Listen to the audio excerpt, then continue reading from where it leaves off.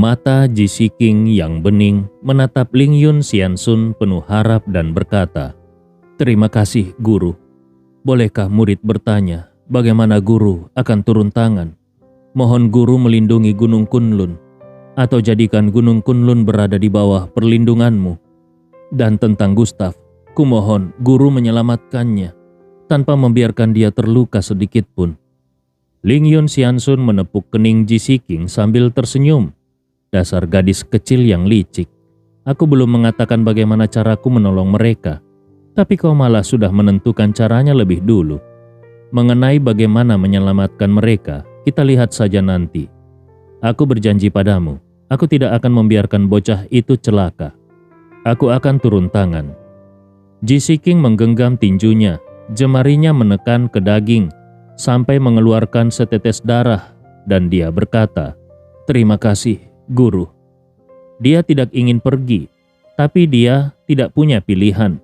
Mungkin ini adalah kali terakhir dia menolong Gustaf. 5 tahun terakhir, orang-orang menganggap Gustaf sebagai sampah.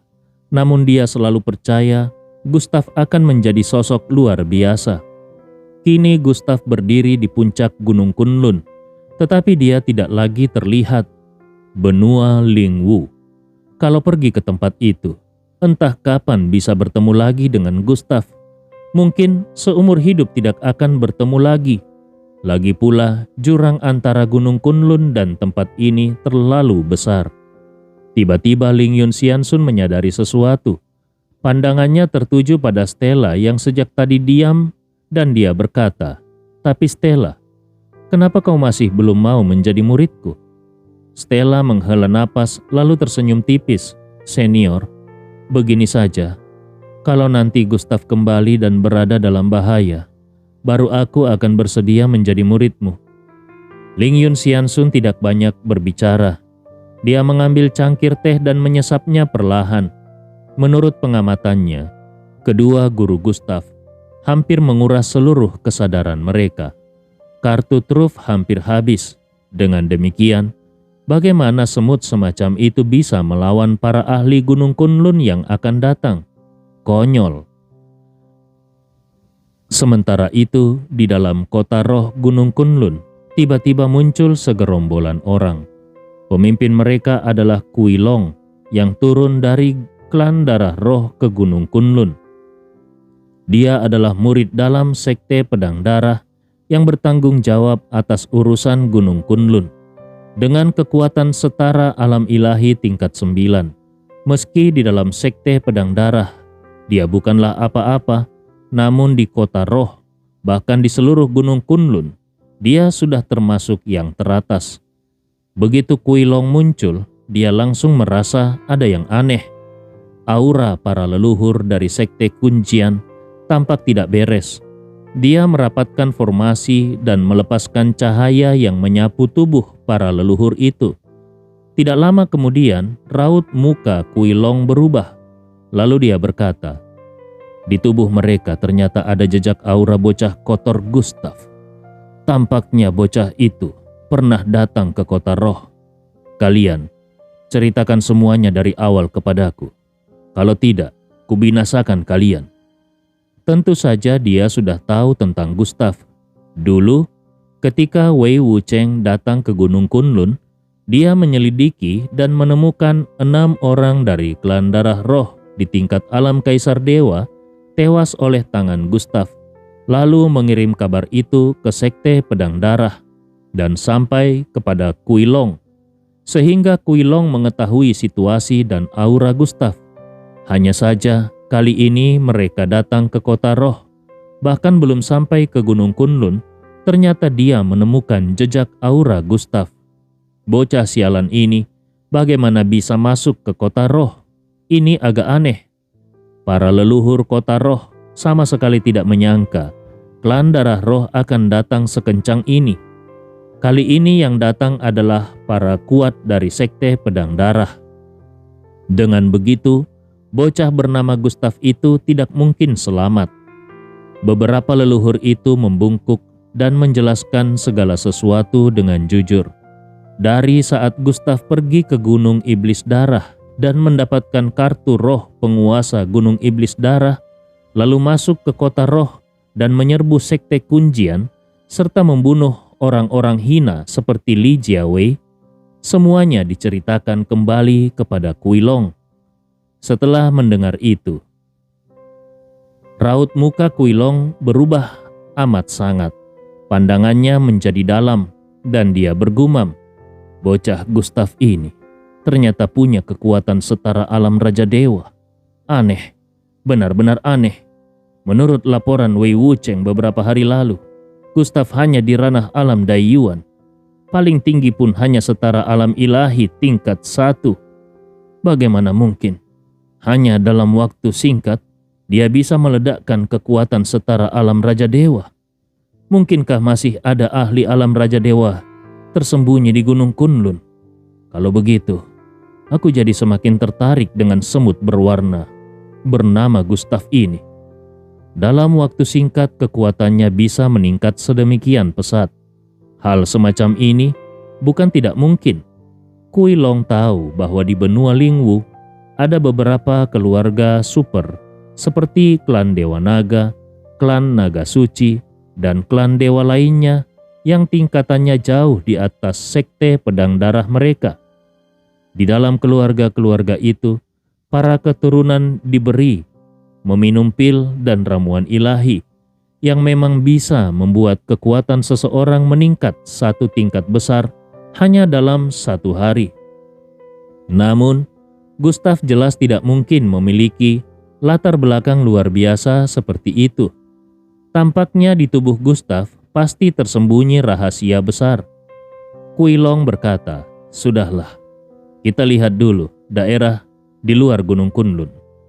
Kui Long segera membawa 18 ahli tingkat alam ilahi meninggalkan kota roh dan tiba di kawasan pegunungan yang berdekatan dengan Gunung Kunlun. Dia menatap jauh ke arah dinding penghalang dunia Gunung Kunlun dan menarik napas panjang. Kedua lengannya menyala dengan cahaya merah darah dan di belakangnya samar-samar muncul bayangan seekor naga biru tua. Itu adalah darah keturunan naga biru tingkat 7. Kekuatan garis darahnya jelas jauh lebih kuat dibandingkan Wei Wucheng. Namun, dia tetap hanyalah murid dalam sekte. Meskipun sudah berlatih selama ribuan tahun, dia belum mencapai prestasi besar, terutama karena dia tidak memiliki senjata Raja Dewa. Dalam waktu bersamaan, Kui Long juga meneteskan sedikit darah dari Wei Wucheng ke bayangan naga itu. Hal itu dilakukan untuk melacak keberadaan Wei Wucheng. Bagaimanapun, sudah beberapa hari dia tidak kembali. Menurut perkiraan seharusnya dia sudah kembali sekarang. Bayangan naga biru itu melesat ke langit, seolah-olah hendak merobek ruang. Dari dalamnya terpancar cahaya yang sangat menyilaukan, menyorot ke arah Gunung Kunlun untuk menelusuri keadaan Wei Wucheng dan kejadian yang terjadi beberapa hari terakhir. Cahaya demi cahaya berkelebat, perlahan membentuk sebuah tirai cahaya yang menampilkan kembali adegan hari itu. Ketika Wei Wucheng mengadili Gustav, Kui Long dan puluhan ahli di belakangnya menatap bersama. Mereka melihat sejak awal ketika Wei Wucheng mengirimkan seorang pemuda tingkat alam kaisar dewa lapisan ke-9 untuk membunuh Gustav, namun malah tewas di tangan Gustav. Kemudian yang merupakan ahli ranah alam ilahi tingkat 1 pun tewas, hingga akhirnya Wei Wucheng sendiri turun tangan. Tetapi Gustav membangkitkan kekuatan darahnya dan justru menghajarnya balik, bahkan menebasnya hingga mati. Semuanya terlihat dengan sangat jelas. Mata Kui Long menjadi dalam dan penuh amarah saat dia berkata, "Brengsek. Bocah sial Gustav ini benar-benar ingin memberontak. Berani-beraninya dia menyentuh orang-orang kami. Seekor semut berani menantang langit, sungguh konyol. Kalau begitu, kami tidak keberatan menaklukkan Gunung Kunlun sekali lagi. Biar mereka tahu Apa itu mimpi buruk yang sesungguhnya? Kali ini, biar Gunung Kunlun yang menanggung akibatnya. Kalau aku tidak memusnahkan seluruh Gunung Kunlun, aku akan mengganti nama keluargaku menjadi Ye. Usai berbicara, Kui Long mengeluarkan jimat komunikasi dan melaporkan semua kejadian di Gunung Kunlun kepada leluhur besar Sekte Pedang Darah. Leluhur ini tidak lain adalah ahli besar yang dulu pernah memimpin serangan ke Gunung Kunlun, yaitu Kui Ying. Eksistensi menakutkan di puncak ranah alam Dao gabungan. Begitu pesan dikirim, Kui Long menatap ke arah Gunung Kunlun dan berkata, kalau Gustav mampu meledakkan kekuatan setara ahli alam Raja Dewa, berarti mungkin masih ada ahli tersembunyi di Gunung Kunlun. Jadi sebaiknya kita jangan terburu-buru masuk. Namun tepat saat itu, beberapa aura mengerikan tiba-tiba mendekat dengan kecepatan luar biasa. Mereka berkata, klan darah roh masih berani datang lagi. Bersiaplah untuk mati. Dalam sekejap beberapa ahli ranah alam ilahi melesat menghampiri. Mereka adalah para sekutu Gustav, termasuk Tuan Kota Pedang dan leluhur Sekte Pedang Bintang. Dalam sekejap, mereka mengepung Kui Long dan pasukannya. Pertempuran besar pun siap meledak. Sementara itu, di benua Lingwu, wilayah Sekte Pedang Darah, seorang lelaki tua berambut perak menatap melalui tirai cahaya melihat Kui Long dikepung. Raut wajahnya seketika berubah menjadi murka. Lalu dia menghantam meja di depannya hingga hancur berkeping-keping. Ratusan murid di sekitarnya langsung gemetar ketakutan. Di tempat latihan yang luas itu, ribuan murid, baik murid luar tingkat alam ilahi maupun murid dalam tingkat alam Raja Dewa, semuanya segera berlutut di tanah dan tidak berani mengangkat kepala karena takut kalau sang leluhur akan menghancurkan mereka seketika. Lelaki tua itu memanggil ketua dan wakil ketua sekte, Kui Tian, Kui Di, cepat kemari. Tatapannya sedalam neraka 9 alam, penuh dengan niat membunuh yang memancar ke segala arah. Dia berkata dengan suara berat dan dingin, sampaikan perintah. Aku tidak ingin melihat satupun makhluk hidup tersisa di Gunung Kunlun, terutama bajingan kecil bernama Gustav itu. Aku tidak butuh Gunung Kunlun menyerah dan juga tidak butuh mereka kalah. Aku ingin semua, manusia, iblis, dan binatang buas di Gunung Kunlun berubah menjadi abu. Kalau tidak, aku sendiri yang akan membunuh kalian berdua. Ketua Sekte Kui Tian segera memberi hormat. Dimengerti, leluhur. Kemudian dia bergegas keluar untuk mengatur pasukan. Wakil ketua pun ikut pergi, mengumpulkan para tetua, penjaga hukum, dan ribuan murid sekte. Keduanya tahu benar, kali ini leluhur benar-benar murka. Mereka harus segera mengerahkan semua kekuatan untuk menuju Gunung Kunlun dan memusnahkan para sampah itu. Kalau tidak, yang akan binasa justru mereka sendiri. Tidak lama kemudian, lonceng besar menggema di seluruh sekte pedang darah. Semua murid, tetua, dan penjaga hukum segera bergegas menuju aula utama untuk berkumpul. Sementara itu, di wilayah luar Gunung Kunlun, pertempuran besar mengguncang langit dan bumi. Cahaya demi cahaya dan gelombang energi meledak ke segala arah. Gunung-gunung di sekitar hampir hancur menjadi puing. Para ahli terkuat dari luar kota roh, sesuai janji mereka dengan Gustav, sedang berjuang mati-matian menahan pasukan klan darah roh. Pertempuran berlangsung sangat sengit. Bahkan daerah di sekitarnya ikut hancur karena getarannya. Ledakan besar bergemuruh, menggetarkan langit. Seorang ahli sekte pedang darah tingkat alam ilahi lapisan keempat dipaksa hancur tubuhnya oleh serangan leluhur sekte pedang bintang hingga akhirnya meledak dan mati.